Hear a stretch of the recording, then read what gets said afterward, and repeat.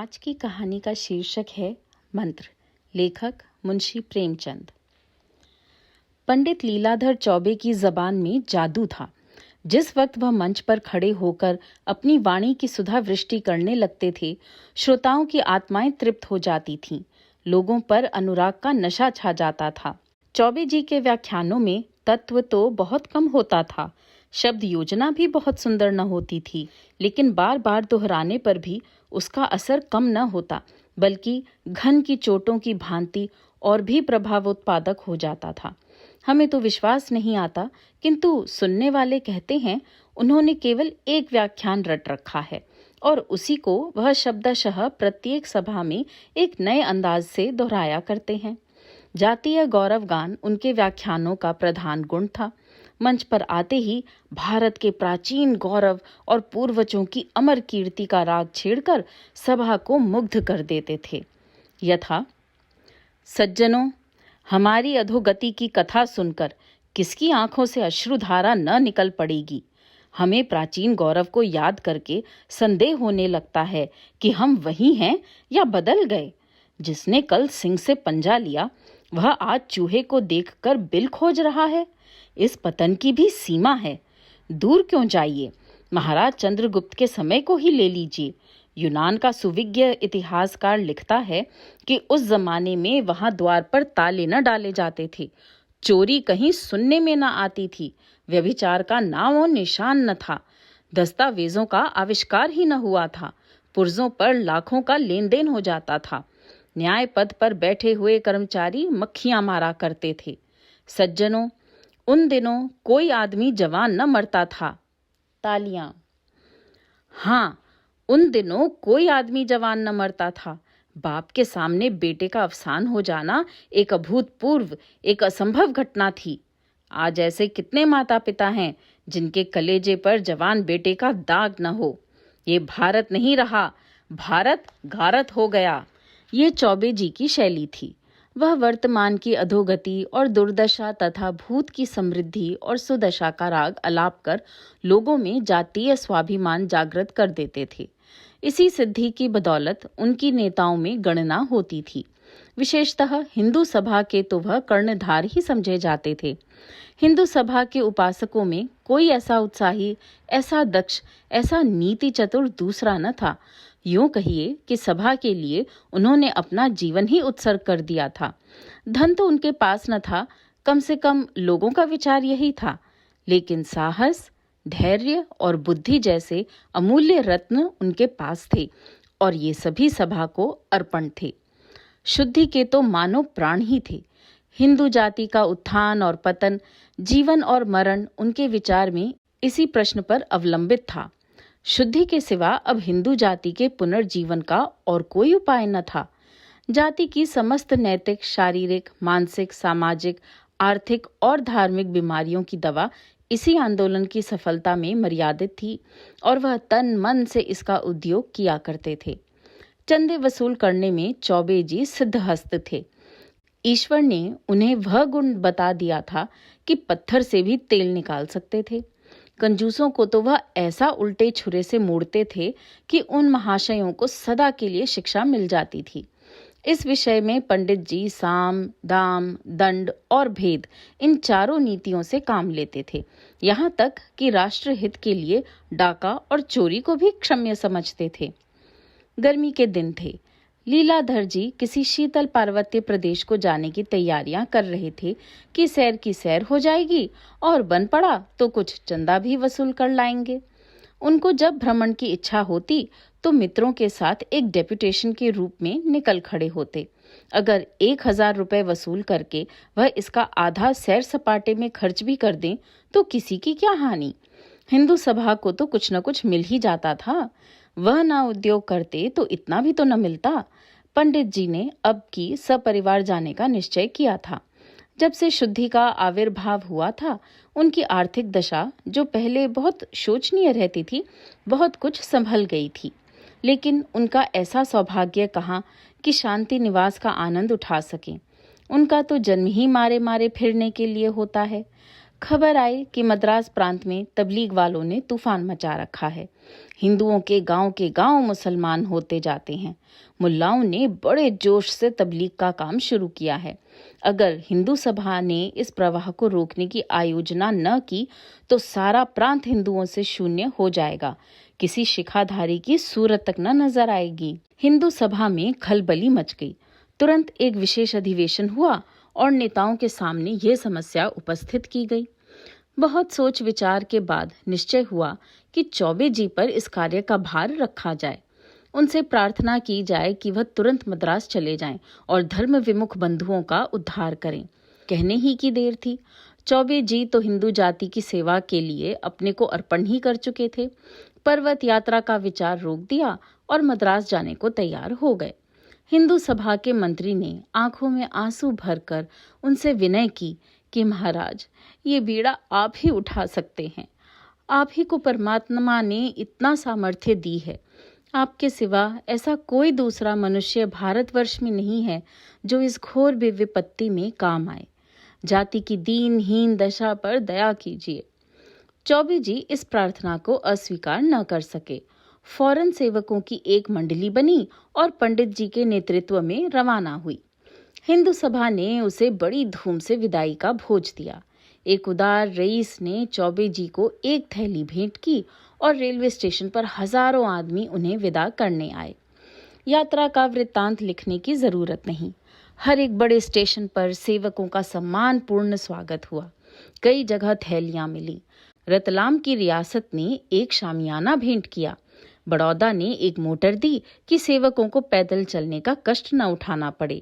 यहाँ तक कि मद्रास पहुँचते पहुँचते सेवा दल के पास एक माकूल रकम के अतिरिक्त जरूरत की कितनी चीजें जमा हो गईं। वहाँ आबादी से दूर खुले हुए मैदान में हिंदू सभा का पड़ाव पड़ा। शामियाने पर राष्ट्रीय झंडा लहराने लगा। सेवकों ने अपनी अपनी वर्दियां निकाली। स्थानीय धन कुबेरों ने दावत के सामान भेजे। रावटियां पड़ गईं। चारों ओर ऐसी चहल पहल हो गई मानो किसी राजा का कैंप है। रात के 8 बजे थे। अछूतों की एक बस्ती के समीप सेवक दल का कैंप गैस के प्रकाश से जगमगा रहा था। कई हजार आदमियों का जमाव था, जिनमें अधिकांश अछूत ही थे। उनके लिए अलग टाट बिछा दिए गए थे। ऊंचे वर्ण के हिंदू कालीनों पर बैठे हुए थे। पंडित लीलाधर का धुआंधार व्याख्यान हो रहा था।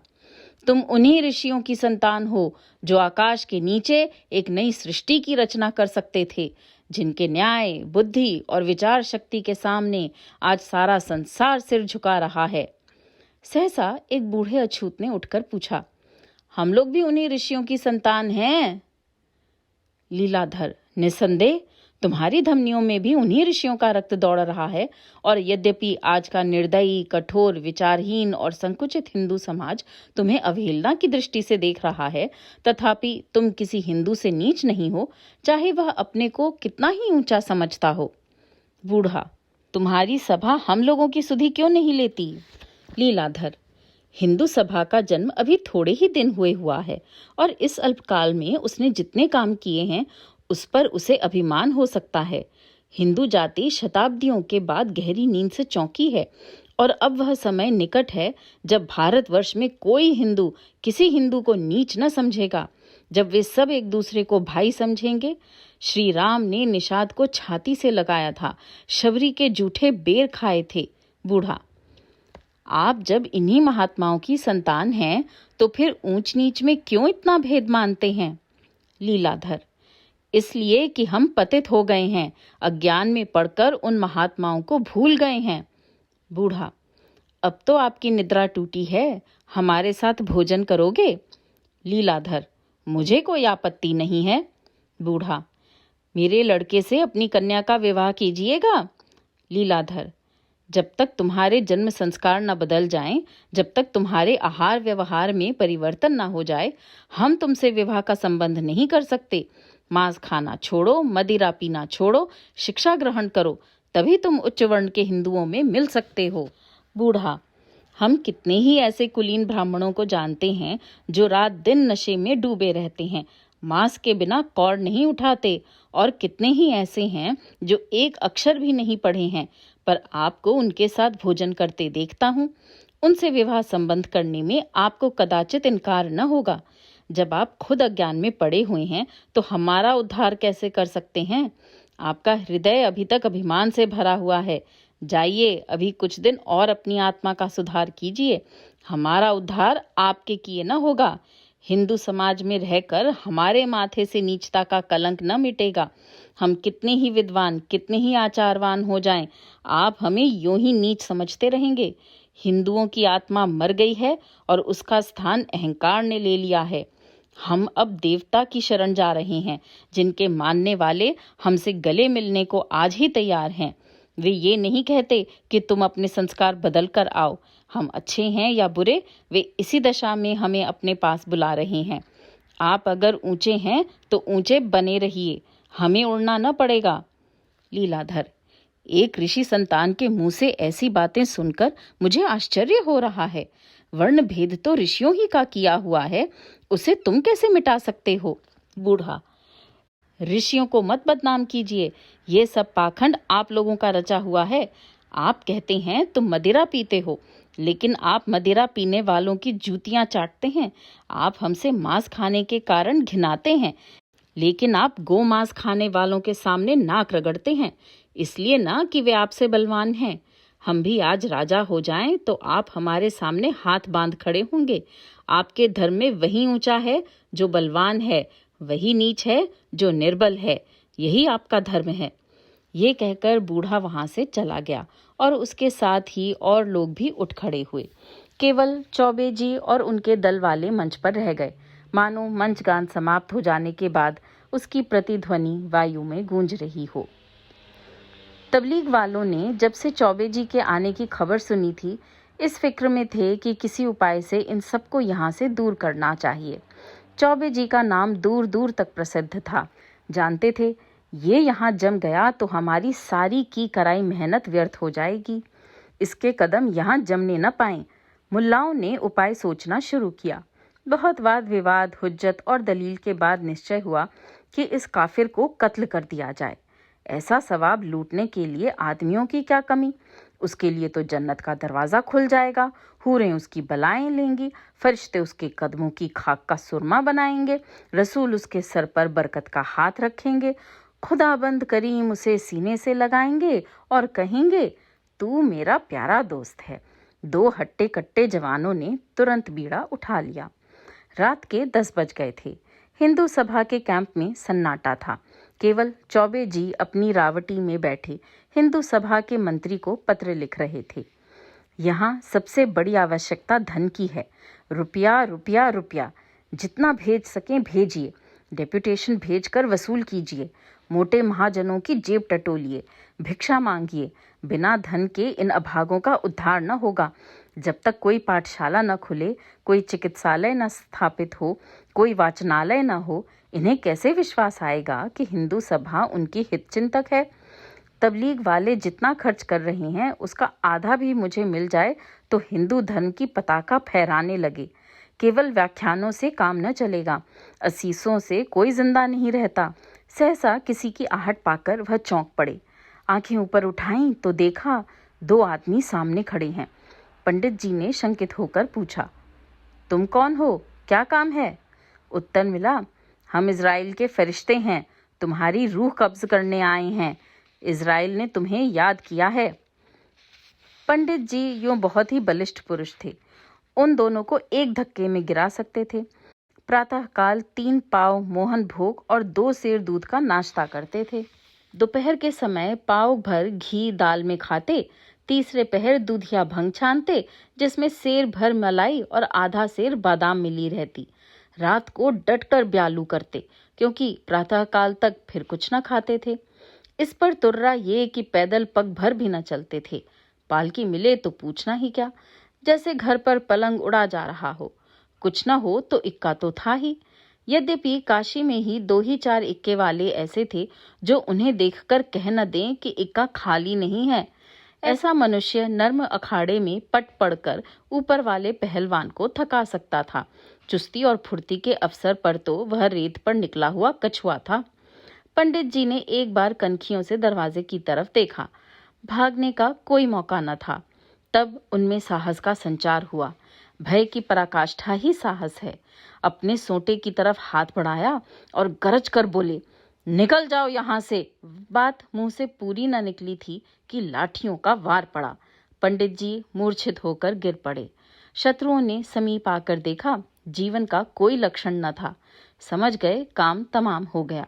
लूटने का विचार न था, पर जब कोई पूछने वाला न हो तो हाथ बढ़ाने में क्या हर्ज। जो कुछ हाथ लगा ले देकर चलते बने। प्रातःकाल बूढ़ा भी उधर से निकला तो सन्नाटा छाया हुआ था। ना आदमी ना आदमजाद। छौलदारियां भी गायब। चकराया ये माजरा क्या है। रात ही भर में अलादीन के महल की तरह सब कुछ गायब हो गया।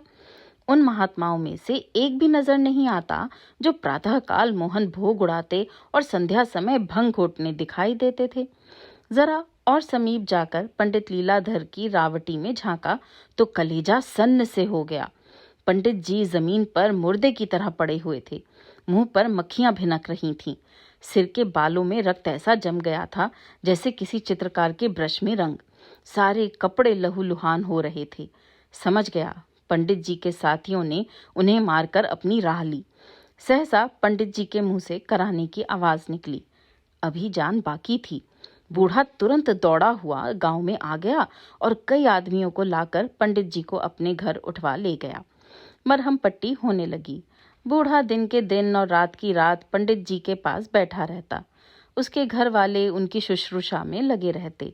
गांव वाले भी यथाशक्ति सहायता करते।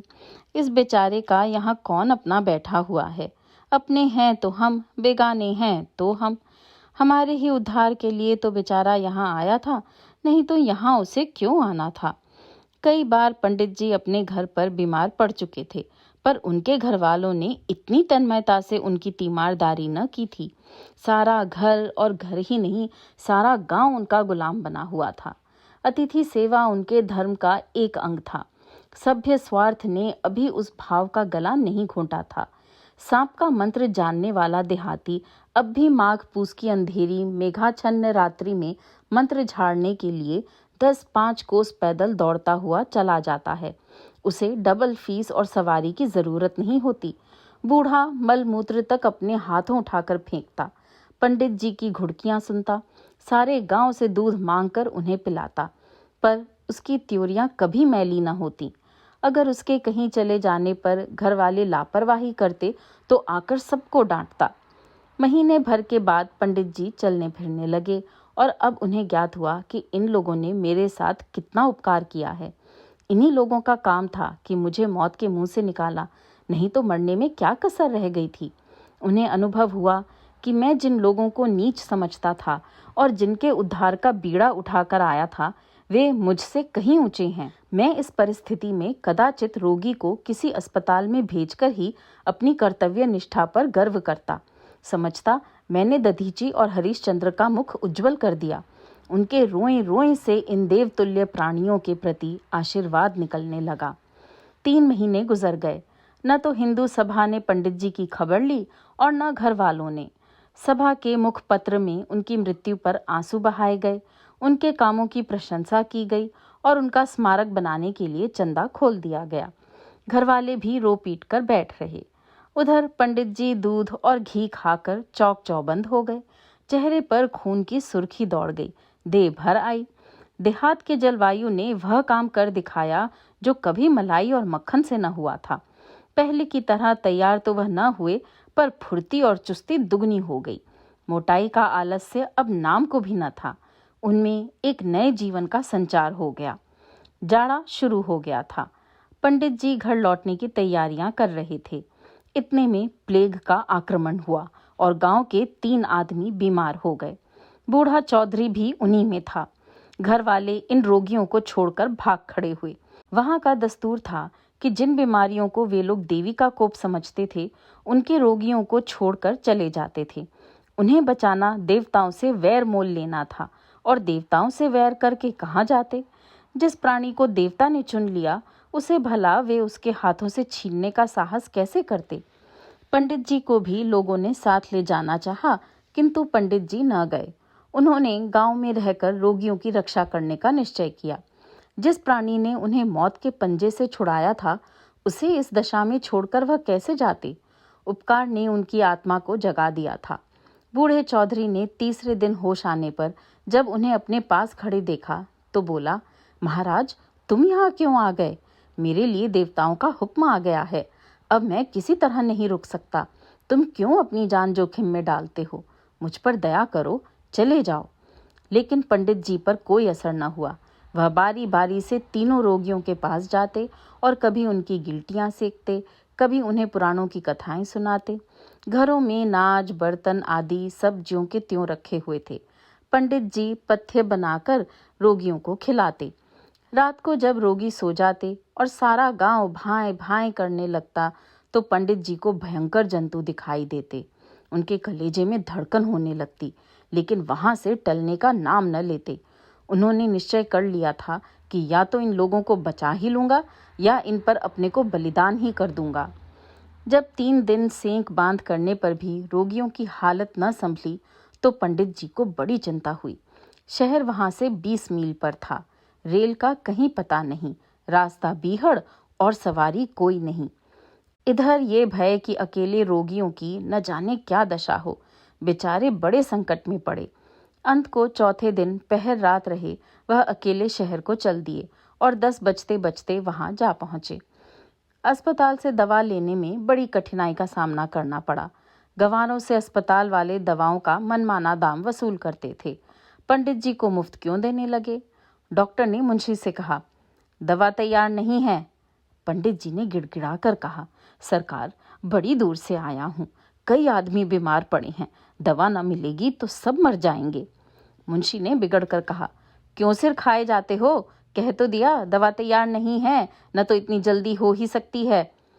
पंडित जी अत्यंत दीन भाव से बोले, सरकार, ब्राह्मण हूँ, आपके बाल बच्चों को भगवान चिरंजीवी करे, दया कीजिए, आपका अकबाल चमकता रहे।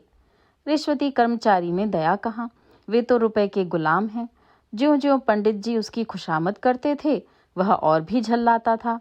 अपने जीवन में पंडित जी ने कभी इतनी दीनता न प्रकट की थी।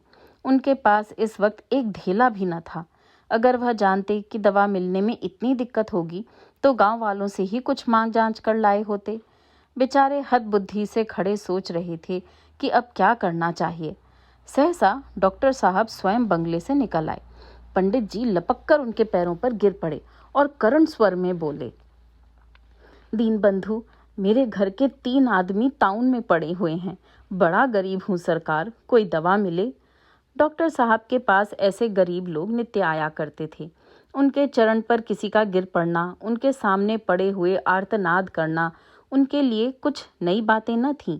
अगर इस तरह वह दया करने लगते तो दवा ही भर को होते, ये ठाट बाट कहाँ से निपटा। मगर दिल के चाहे कितने ही बुरे हों, बातें मीठी मीठी करते थे। पैर हटाकर बोले, रोगी कहाँ है?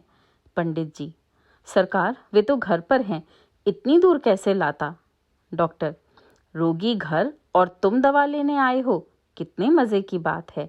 रोगी को देखे बिना कैसे दवा दे सकता हूँ? पंडित जी को अपनी भूल मालूम हुई। वास्तव में बिना रोगी को देखे रोग की पहचान कैसे हो सकती है? लेकिन 3-3 रोगियों को इतनी दूर लाना आसान न था। अगर गांव वाले उनकी सहायता करते तो डोलियों का प्रबंध हो सकता था, पर वहां तो सब कुछ अपने ही बूते पर करना था। गांव वालों से इसमें सहायता मिलने की कोई आशा न थी। सहायता की कौन कहे, वे तो उनके शत्रु हो रहे थे। उन्हें भय होता था कि यह दुष्ट देवताओं से वैर बढ़ाकर हम लोगों पर न जाने क्या विपत्ति लाएगा। अगर कोई दूसरा आदमी होता तो वह उसे कब का मार चुके होते। पंडित जी से उन्हें प्रेम हो गया था, इसलिए छोड़ दिया था। ये जवाब सुनकर पंडित जी को कुछ बोलने का साहस तो न था, पर कलेजा मजबूत करके बोले, सरकार, अब कुछ नहीं हो सकता।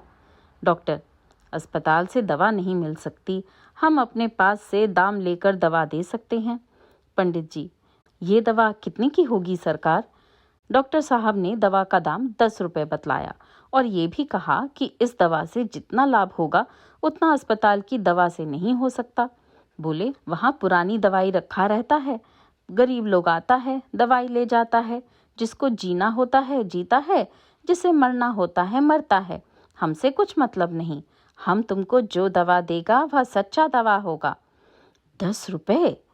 इस समय पंडित जी को 10 रुपए 10 लाख जान पड़े। इतने रुपए वह एक दिन में भंग बूटी में उड़ा दिया करते थे, पर इस समय तो धेले धेले को मोहताज थे। किसी से उधार मिलने की आशा कहाँ। हाँ, संभव है भिक्षा मांगने से कुछ मिल जाए, लेकिन इतनी जल्द 10 रुपए किसी भी उपाय से न मिल सकते थे। आध घंटे तक वह इसी उधेड़बुन में खड़े रहे। भिक्षा के सिवा दूसरा कोई उपाय न सूझता था, और भिक्षा उन्होंने कभी मांगी न थी। वह चंदे जमा कर चुके थे, एक एक बार में हजारों वसूल कर लेते थे, पर वह दूसरी बात थी। धर्म के रक्षक, जाति के सेवक और दलितों के उद्धारक बनकर चंदा लेने में एक गौरव था। चंदा लेकर वह देने वालों पर एहसान करते थे, पर यहाँ तो भिखारियों की तरह हाथ फैलाना, गिड़गिड़ाना और फटकारें सहनी पड़ेंगी। कोई कहेगा, इतने मोटे ताजे तो हो, मेहनत क्यों नहीं करते? तुम्हें भीख मांगते शर्म भी नहीं आती? कोई कहेगा, घास खोद लाओ, मैं तुम्हें अच्छी मजदूरी दूंगा। किसी को उनके ब्राह्मण होने का विश्वास न आएगा। अगर यहाँ उनका रेशमी अचकन और रेशमी साफा होता, केसरिया रंग वाला दुपट्टा ही मिल जाता, तो वह कोई स्वांग भर लेते। ज्योतिषी बनकर वह किसी धनी सेठ को फांस सकते थे, और इस फन में वह उस्ताद भी थे। पर यहाँ वह सामान कहाँ, कपड़े लत्ते तो सब कुछ लुट चुके थे। विपत्ति में कदाचित बुद्धि भी भ्रष्ट हो जाती है। अगर वह मैदान में खड़े होकर कोई मनोहर व्याख्यान दे देते, तो शायद उनके 10-5 भक्त पैदा हो जाते, लेकिन इस तरफ उनका ध्यान ही न गया। वह सजे हुए पंडाल में फूलों से सुसज्जित मेज के सामने मंच पर खड़े होकर अपनी वाणी का चमत्कार दिखला सकते थे। इस दुरावस्था में कौन उनका व्याख्यान सुनेगा? लोग समझेंगे कोई पागल बक रहा है। मगर दोपहर ढली जा रही थी, अधिक सोच विचार का अवकाश न था। यहीं संध्या हो गई तो रात को लौटना असंभव हो जाएगा। फिर रोगियों की न जाने क्या दशा हो। वह अब इस अनिश्चित दशा में खड़े न रह सके। चाहे जितना तिरस्कार हो, कितना ही अपमान सहना पड़े, भिक्षा के सिवा और कोई उपाय न था। वह बाजार में जाकर एक दुकान के सामने खड़े हो गए, पर कुछ मांगने की हिम्मत न पड़ी। दुकानदार ने पूछा, क्या लोगे? पंडित जी बोले, चावल का क्या भाव है? मगर दूसरी दुकान पर पहुंचकर वह ज्यादा सावधान हो गए। सेठ जी गद्दी पर बैठे हुए थे। पंडित जी आकर उनके सामने खड़े हो गए और गीता का एक श्लोक पढ़ सुनाया। उनका शुद्ध उच्चारण और मधुवाणी सुनकर सेठ जी चकित हो गए। पूछा, कहाँ स्थान है? पंडित जी, काशी से आ रहा हूँ। ये कहकर पंडित जी ने सेठ जी को धर्म के 10 लक्षण बतलाए और श्लोक की ऐसी अच्छी व्याख्या की कि वह मुग्ध हो गए। बोले, महाराज, आज चलकर मेरे स्थान को पवित्र कीजिए। कोई स्वार्थी आदमी होता तो इस प्रस्ताव को सहर्ष स्वीकार कर लेता, लेकिन पंडित जी को लौटने की पड़ी थी। बोले, नहीं सेठ जी, मुझे अवकाश नहीं है। सेठ, महाराज, आपको हमारी इतनी खातिरी करनी पड़ेगी। पंडित जी जब किसी तरह ठहरने पर राजी न हुए, तो सेठ जी ने उदास होकर कहा, फिर हम आपकी क्या सेवा करें? कुछ आज्ञा दीजिए। आपकी वाणी से तो तृप्ति नहीं हुई। फिर कभी इधर आना हो तो अवश्य दर्शन दीजिएगा। पंडित जी, आपकी इतनी श्रद्धा है तो अवश्य आऊंगा। यह कहकर पंडित जी फिर उठ खड़े हुए। संकोच ने फिर उनकी जबान बंद कर दी। यह आदर सत्कार इसीलिए तो है कि मैं अपना स्वार्थ भाव छिपाए हुए हूँ। कोई इच्छा प्रकट की और इनकी आंखें बदली। सूखा जवाब चाहे न मिले, पर श्रद्धा न रहेगी। वह नीचे उतर गए और सड़क पर एक क्षण के लिए खड़े होकर सोचने लगे, अब कहाँ जाऊं? उधर जाड़े का दिन किसी विलासी के धन की भांति भागा चला जाता था। वह अपने ही ऊपर झुंझला रहे थे। जब किसी से मांगूंगा नहीं तो कोई क्यों देने लगा? कोई क्या मेरे मन का हाल जानता है? वे दिन गए जब धनी लोग ब्राह्मणों की पूजा किया करते थे। ये आशा छोड़ दो कि कोई महाशय आकर तुम्हारे हाथ में रुपए रख देंगे। वह धीरे धीरे आगे बढ़े। सहसा सेठ जी ने पीछे से पुकारा, पंडित जी जरा ठहरिए। पंडित जी ठहर गए। फिर घर चलने के लिए आग्रह करने आता होगा। ये तो न हुआ कि 1 रुपए का नोट ला कर देता, मुझे घर ले जाकर न जाने क्या करेगा। मगर जब सेठ जी ने सचमुच एक गिन्नी निकालकर उनके पैरों पर रख दी, तो उनकी आंखों में एहसान के आंसू छलक आए। हैं, अब भी सच्चे धर्मात्मा जीव संसार में हैं, नहीं तो ये पृथ्वी रसातल को न चली जाती। अगर इस वक्त उन्हें सेठ जी के कल्याण के लिए अपनी देह का सेर आध से रक्त भी देना पड़ता तो भी शौक से दे देते। गदगद कंठ से बोले, इसका तो कुछ काम न था सेठ जी, मैं भिक्षुक नहीं हूँ, आपका सेवक हूँ। सेठ जी श्रद्धा विनय पूर्ण शब्दों में बोले, भगवान इसे स्वीकार कीजिए, ये दान नहीं भेंट है। मैं भी आदमी पहचानता हूँ। बहुतेरे साधु संत योगी यति देश और धर्म के सेवक आते रहते हैं, पर ना जाने क्यों किसी के प्रति मेरे मन में श्रद्धा नहीं उत्पन्न होती। उनसे किसी तरह पिंड छुड़ाने की पड़ जाती है। आपका संकोच देखकर मैं समझ गया कि आपका ये पेशा नहीं है। आप विद्वान हैं, धर्मात्मा हैं, पर किसी संकट में पड़े हुए हैं। इस तुच्छ भेंट को स्वीकार कीजिए और मुझे आशीर्वाद दीजिए। पंडित जी दवाएं लेकर घर चले तो हर्ष उल्लास और विजय से उनका हृदय उछल पड़ता था। हनुमान जी भी संजीवनी बूटी लाकर इतने प्रसन्न हुए होंगे। ऐसा सच्चा आनंद उन्हें कभी प्राप्त न हुआ था। उनके हृदय में इतने पवित्र भावों का संचार कभी न हुआ था। दिन बहुत थोड़ा रह गया था। सूर्य देव अविरल गति से पश्चिम की ओर दौड़ते चले जाते थे। क्या उन्हें भी किसी रोगी को दवा देनी थी? वह बड़े वेग से दौड़ते हुए पर्वत की ओट में छिप गए। पंडित जी और भी फुर्ती से पांव बढ़ाने लगे, मानो उन्होंने सूर्य देव को पकड़ लेने की ठानी है। देखते देखते अंधेरा छा गया।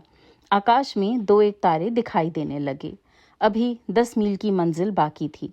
जिस तरह काली घटा को सिर पर मंडराते देखकर गृहिणी दौड़ दौड़कर सुखावन समेटने लगती है, उसी भांति लीलाधर ने भी दौड़ना शुरू किया।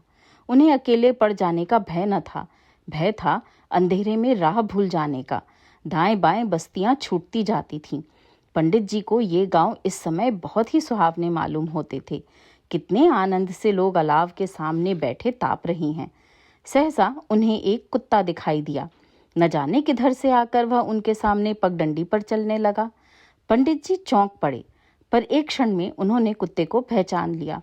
वह बूढ़े चौधरी का कुत्ता मोती था। वह गांव छोड़कर आज इधर इतनी दूर कैसे आ निकला? क्या वह जानता है पंडित जी दवा लेकर आ रहे होंगे? कहीं रास्ता भूल जाएं? कौन जानता है। पंडित जी ने एक बार मोती कहकर पुकारा तो कुत्ते ने दुम हिलाई, पर रुका नहीं। वह इससे अधिक परिचय देकर समय नष्ट न करना चाहता था। पंडित जी को ज्ञात हुआ कि ईश्वर मेरे साथ हैं, वही मेरी रक्षा कर रहे हैं। अब उन्हें कुशल से घर पहुंचने का विश्वास हो गया। 10 बजते बजते पंडित जी घर पहुंच गए। रोग घातक न था, पर यश पंडित जी को बदा था। 1 सप्ताह के बाद तीनों रोगी चंगे हो गए। पंडित जी की कीर्ति दूर दूर तक फैल गई। उन्होंने यम देवता से घोर संग्राम करके इन आदमियों को बचा लिया था। उन्होंने देवताओं पर भी विजय पा ली थी। असंभव को संभव कर दिखाया था। वह साक्षात भगवान थे। उनके दर्शनों के लिए लोग दूर दूर से आने लगे, किंतु पंडित जी को अपनी कीर्ति से इतना आनंद न होता था जितना रोगियों को चलते फिरते देखकर। चौधरी ने कहा, महाराज तुम साक्षात भगवान हो, तुम न आ जाते तो हम न बचते। पंडित जी बोले, मैंने कुछ नहीं किया, ये सब ईश्वर की दया है। चौधरी, अब हम तुम्हें कभी न जाने देंगे, जाकर अपने बाल बच्चों को भी ले आओ। पंडित जी, हाँ मैं भी यही सोच रहा हूँ, तुमको छोड़कर अब नहीं जा सकता। मुल्लाओं ने मैदान खाली पाकर आसपास के देहातों में खूब जोर बांध रखा था। गांव के गांव मुसलमान होते जाते थे। उधर हिंदू सभा ने सन्नाटा खींच लिया था। किसी की हिम्मत न पड़ती थी कि इधर आए। लोग दूर बैठे हुए मुसलमानों पर गोला बारूद चला रहे थे। इस हत्या का बदला कैसे लिया जाए, यही उनके सामने सबसे बड़ी समस्या थी। अधिकारियों के पास बार बार प्रार्थना पत्र भेजे जा रहे थे कि इस मामले की छानबीन की जाए, और बार बार यही जवाब मिलता था कि हत्याकारियों का पता नहीं चलता। उधर पंडित जी के स्मारक के लिए चंदा भी जमा किया जा रहा था, मगर इस नई ज्योति ने मुल्लाओं का रंग फीका कर दिया। वहां एक ऐसे देवता का अवतार हुआ था जो मुर्दों को जिला देता था, जो अपने भक्तों के कल्याण के लिए अपने प्राणों का बलिदान कर सकता था। मुल्लाओं के यहाँ ये सिद्धि कहाँ, ये विभूति कहाँ, ये चमत्कार कहाँ? इस ज्वलंत उपकार के सामने जन्नत और अखूबत यानी भातृभाव की कोरी दलीलें कब ठहर सकती थीं? पंडित जी अब वह अपने ब्राह्मणत्व पर घमंड करने वाले पंडित जी न थे। उन्होंने शूद्रों और भीलों का आदर करना सीख लिया था। उन्हें छाती से लगाते हुए अब पंडित जी को घृणा न होती थी। अपना घर अंधेरा पाकर ही ये इस्लामी दीपक की ओर झुके थे। जब अपने घर में सूर्य का प्रकाश हो गया तो उन्हें दूसरों के यहाँ जाने की क्या जरूरत थी। सनातन धर्म की विजय हो गई। गांव-गांव में मंदिर बनने लगे और शाम सवेरे मंदिरों से शंख और घंटे की ध्वनि सुनाई देने लगी। लोगों के आचरण आप ही आप सुधरने लगे। पंडित जी ने किसी को शुद्ध नहीं किया। उन्हें अब शुद्धि का नाम लेते शर्म आती थी। मैं भला इन्हें क्या शुद्ध करूंगा, पहले अपने को तो शुद्ध कर लूं। ऐसी निर्मल एवं पवित्र आत्माओं को शुद्धि के ढोंग से अपमानित नहीं कर सकता। ये मंत्र था जो उन्होंने उन चांडालों से सीखा था और इसी बल से वह अपने धर्म की रक्षा करने में सफल हुए थे। पंडित जी अभी जीवित हैं, पर अब सपरिवार उसी प्रांत में उन्हीं भीलों के साथ रहते हैं।